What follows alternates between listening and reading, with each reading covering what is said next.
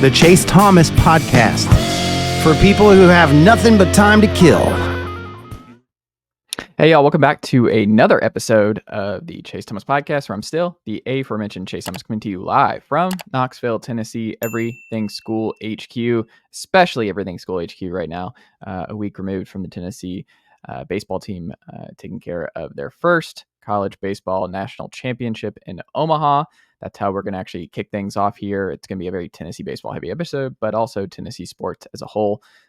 We'll have Rocky Top Insiders Ryan Schumpert on here in just a bit to talk all Tennessee sports here in just a little bit. But before we get into that, don't forget, folks, if you want to be a subscriber, it's very easy. If you're watching us on YouTube, make sure you go ahead and hit that subscribe button right now on the YouTube page and like it, comment. Let me know what you think of this daily Tennessee Vols show. I'd love to hear from you guys as we start cranking these out each and every day on the YouTube page, and the full episode and all that good stuff that we're kind of mixing and matching here as we continue to kind of recalibrate on the program and add more and more Tennessee flavor here locally in Knoxville, and covering the Vols and all that good stuff, in addition to my writing over at TPL Tennessee. Don't forget, you can also check us out on Apple Podcasts, Spotify, or wherever you get your podcasts. If you are listening via the audio format, please make sure you hit that subscribe button on your preferred podcast player and leave us a 5-star rating and write us a review. It helps other people find the show, and it helps this very show continue to grow. We're nearly at 2,000 subs on YouTube, so if you're not already, make sure you're locked in on the YouTube page if you want to watch this very show, full episodes, clips, shorts, and all of that good stuff over there. You can also check out our website at chasethomaspodcast.com, where you can get access to all the information about the show, my background, all that good stuff, over on the website at chasethomaspodcast.com. So go check that out today if you have not already done so. You can also get in touch with the show if you want to be a part of a future mailbag, or any questions for me, Matt Green on the College Football Show, Will Warren on the College Basketball Show, Ryan on the Tennessee Vols Sports Guys, Jack, and whoever else comes on each and every day on this very show. You can get in touch with me and the show at chasethomaspodcast@gmail.com.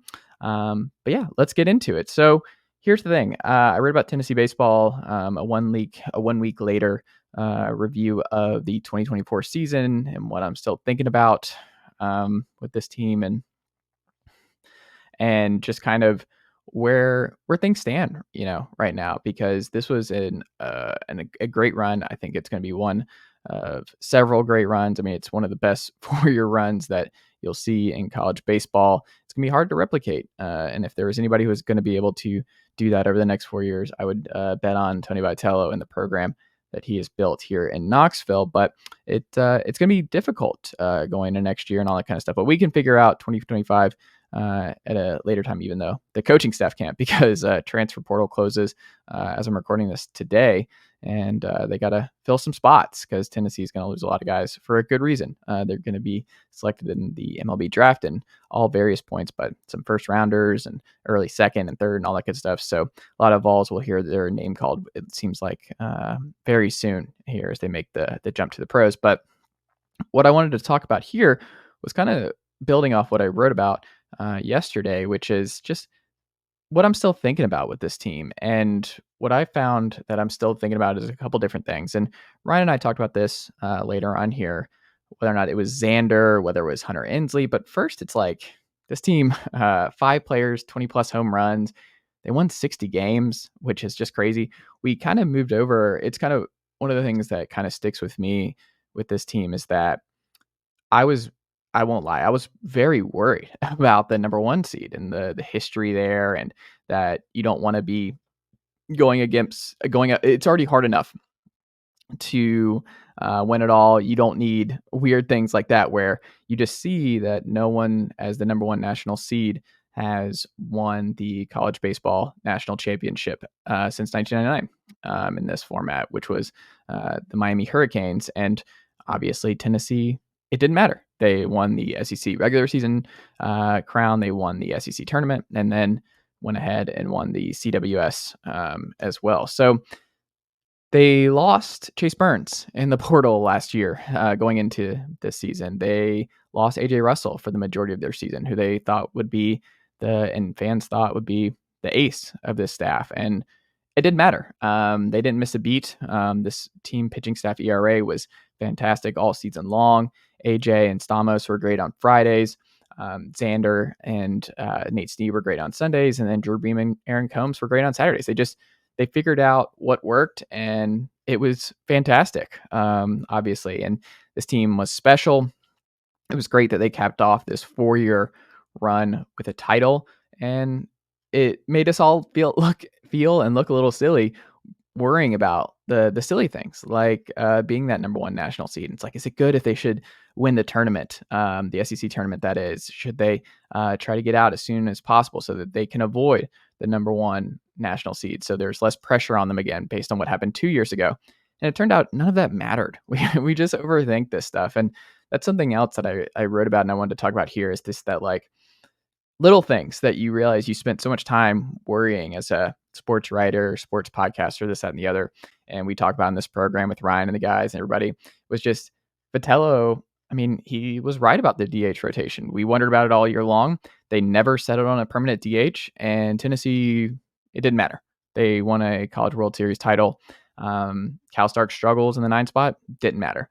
They won a World Series title, and he was fantastic with the pitchers, and he had some humongous home runs, got on base with walks, all that good stuff.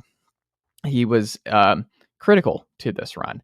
And it didn't matter if it was Reese Chapman, if it was Robin Villeneuve early, Dalton Bargo, Colby Backus, Cannon Peebles, who got those final 2 DH spots, starts, and it just didn't matter. So for me, I just look at it as it's just kind of funny what we spent so much time worrying about. You were like, oh, is Tennessee going to be when are they going to figure it out? Like so many fans, and rightfully so, were kind of frustrated of like, okay, well, is somebody going to take this DH spot by storm and just, run with it? And no one ever did. And it didn't matter. They just won. And they kept winning, and 1 through 7 was fantastic all year long. The 8 and 9 spots made their plays when they needed to. Cannon Peebles was great in those final 2. Bargo had his moments late in the season. Reese Chapman had his moments.